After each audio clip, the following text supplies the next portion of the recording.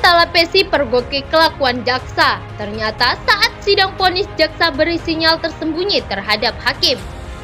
Roni Talapesi secara teliti menangkap ada sinyal tersembunyi yang diberikan oleh jaksa kepada hakim saat dirinya memberi tuntutan 12 tahun penjara kepada Richard Eliezer.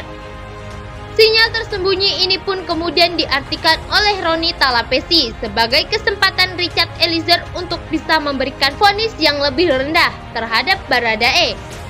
Roni Talapesi juga ikut menjelaskan bahwa dalam tuntutannya itu, jaksa masih bisa menangkap Richard Eliezer sebagai pelaku utama karena telah menjadi eksekutor namun luput mempertimbangkan status justice kolaborator.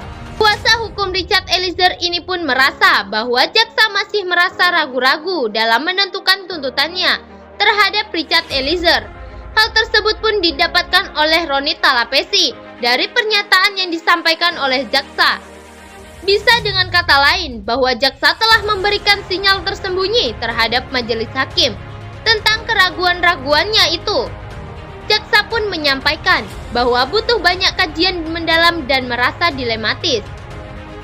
Karena dalam proses hukum kasus pembunuhan Brigadir Nofriansyah Yosua Huta Barat ini dilakukan secara terbuka dan bisa disaksikan langsung oleh masyarakat luas, maka publik pun dapat ikut menilai keadilan yang harus didapatkan oleh Richard Eliezer dan ikut mengawasi jalannya proses hukum. Oleh karena itu, Roni kembali berpendapat bahwa jaksa seharusnya berani untuk bisa membuat keputusan yang selaras dengan hati nurani publik. Menanggapi jaksa yang merasa dilema dan butuh pengkajian lebih dalam, mantan Hakim Asep Iriawan pun menanggapi tak perlu dilakukan hal tersebut. Karena menurut pribadi Asep, aturan hukum yang ada dalam sangatlah jelas di mata publik.